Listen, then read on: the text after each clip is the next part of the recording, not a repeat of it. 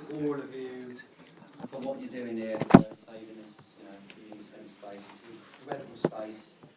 I wish you the best of luck in saving it. So my name's Phoenix. I've basically been getting into empty buildings for about 20 years, sticking things on the wall with blue tack.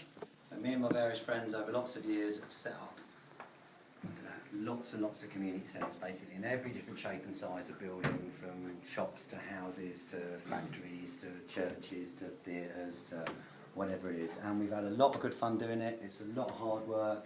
You get ups, you get downs, but if you keep going and you keep helping each other and you keep cooperating, sometimes and quite often you do win and you save the building, and things can happen because of that. And our whole country, the whole world needs more community centres. We need space to get ourselves out of our individual houses and flats and come together, meet our neighbours and make things happen. So this workshop's one I've done 10, 15 times worth of different groups of people. It's basically how to set up a community centre, or some new name they brought up, social centre workshop. It's 20 years of experience in 1 hour. So we're on 7:30. So the first bit of it is find a space. Number one, find a space. So a lot of the time we've asked over the years, but generally we've squatted buildings, found empty, got in for a window or a door or whatever. I'm not going to do the squat section really, but you get in, you squat it, or you ask the building owners direct, you approach them, links to charity, ask for a building, or just get on and liberate and take a building. Because we found over the years we did ask the buildings and then they turned around and just said no, you can't have it, so we got on and took it and took action. So the second bit is getting in, the mission or the operation.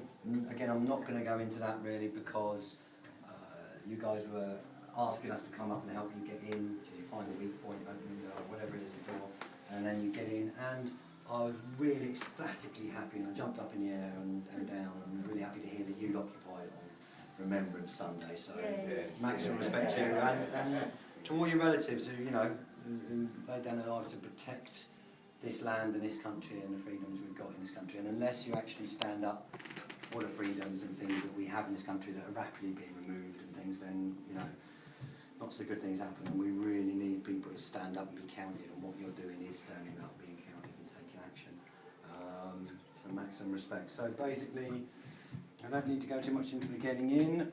So let's go to organising structure. That's the first one up there on the wall. Meeting Monday 7 PM. You can have a meeting any day of the week, but what we used to do is when we got in the building we would have a beginning of the week 7 PM meeting, and that basically would be the organising meeting. It was the decision-making body for the group. Now in the groups that we try and set up, they're non-hierarchical, they're equal, you run it in a circle. There's people who take on a lot in communities and they might get called the leader or the blower or whatever, but in a group of 10, 20, 15 people, whatever, there's sometimes 3 or 4 or 5 people who work a lot hard, who do a lot of stuff or whatever it is. So we want to spread the responsibility around those people and make it an equal thing. So on the decision making, it took us quite a while to work this one out. I mean, we've been doing it 20 years. For the first 10 years we made a lot of mistakes. All the way we made a lot of mistakes, but the mistakes are learnings, and you've got to be not too hard on yourself. And so basically my mate used to go, we'd have like talking circles where we'd pass a stick round and we're talking, everyone gets to talk, but we wouldn't always make a clear decision, and then it would come down a fewer people to make a decision. My mate would go, where's the decision making structure though? Who's actually making it? So if you agree that Monday 7 o'clock is your little everyday decisions, quite up for questions, little everyday decisions you make on the hoof for the people who are running it and doing it, but big decisions about the group, you bring it back to Monday 7 o'clock. Right, I've put 2 fingers up. Direct point. Because you said a direct point. Right. We had a meeting on, was it Wednesday? And at that meeting we decided, the majority of people, that 12 midday on Sunday would be a better time. Cool. And that a lot of people could attend at that time, whereas, that was what was decided. So that would as well. Right. So that meeting had to be adjourned and a new meeting rearranged for, and the consensus at the time was 12 o'clock. Right.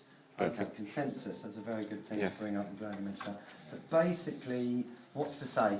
All of this is just ideas and guidelines on what we've done. You don't have to fix what you want. Obviously discuss it amongst your group and see where it's best for you. I can see how Sunday could be better because more people come. Some people may or whatever have done whatever Saturday night, and Saturday 12 might be good for them or not. We just made it Monday. We make it after working hours, so that people who are working can attend, and you know, if you made it Monday or Wednesday at 2 o'clock, there's a lot of people who can't come.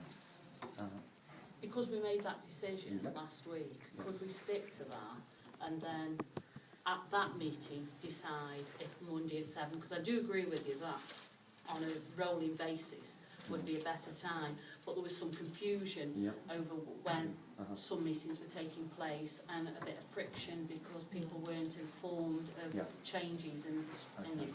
And as far as I'm aware, people haven't been informed that potentially we're changing it. So the last thing you left it at was agreed by the group was for a Sunday 12, was it? Yes, That's for this week. Okay.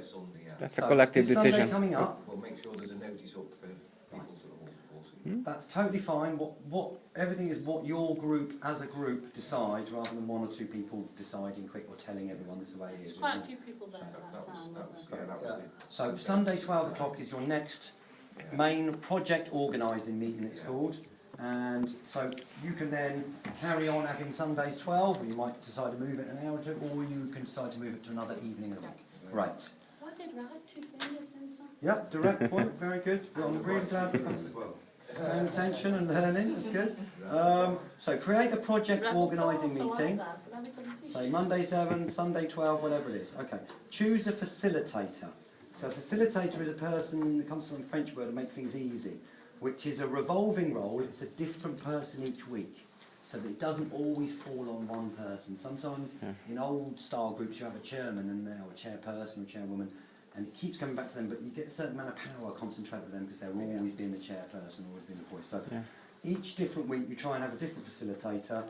There are people who get a bit more experience at it, and sometimes if new people are trying out, it's good to get it's good to get someone who's done facilitating before to help the new facilitator. And the facilitator cannot have an opinion. They have to surrender their opinions. They just helping the people communicate with each other. And one person can talk at a time. Okay. He's making sure. That's a very good point from Daniel. And the purpose of the facilitator is to basically, you set an agenda early on. We do that with the name go round, what's your name, your skills, and you say, tonight I think we need to talk about repairs, we need to talk about, on Friday we've got bingo, we need to talk about fundraising. So you make the agenda at the beginning. The idea of the facilitator is that they don't dominate the conversation by having their own opinions. They're supposed to try and stay neutral and basically guide you through. Say you agree 10 agenda points. Tonight, over the next hour, we're going to do these 10 points. And then they work through, right, point number 1, we've got Sunday meeting. Who needs to talk about the Sunday meeting? Point number 2, we've got to get this proposal in. Point number 3, who's joining what working groups? And they keep people focused on that. And somebody will bring up another issue. You're talking about working groups. Somebody starts going, oh, well, what about the dance we're having on Saturday? So facilitator says, thank you, but what we need to talk about is working groups. And you stay on the point of what you're talking about. So that's what a facilitator does. They kind of look around the room, around the circle, and remember that bit about putting your hands up, 1, 2, 3, and really remember giving them numbers, because that really helps. Because basically what it means is if there's 3 or 4 people want to talk, sometimes the 3rd or the 4th person will get impatient and they'll jump over and start shouting their pointing because they think it's whatever. So if they know I'm number 3, they'll wait a bit more patiently, and I'm number 2, it's coming along to me. That's called the stack of people who want to talk. Okay, so the facilitator does that. Do a name round. Each person says their name and any links to a group or experience or skills that they have. Also adding things for the agenda. So the facilitator, and hopefully you've got a note taker, the second person, always try and also put in a note taker. It's very important because there are people who can't come every week to your meeting, but they support what you're doing, but they can read in the notes, we need a sofa, we need a computer, we need a roofer, and they will read in, get info, come in. So take notes. The note taker tries to write down the 8 or 10 things you've got for the agenda. Don't try and do too much. Remember to set a timing for it of just 1 hour and extend by 10 to 15 minutes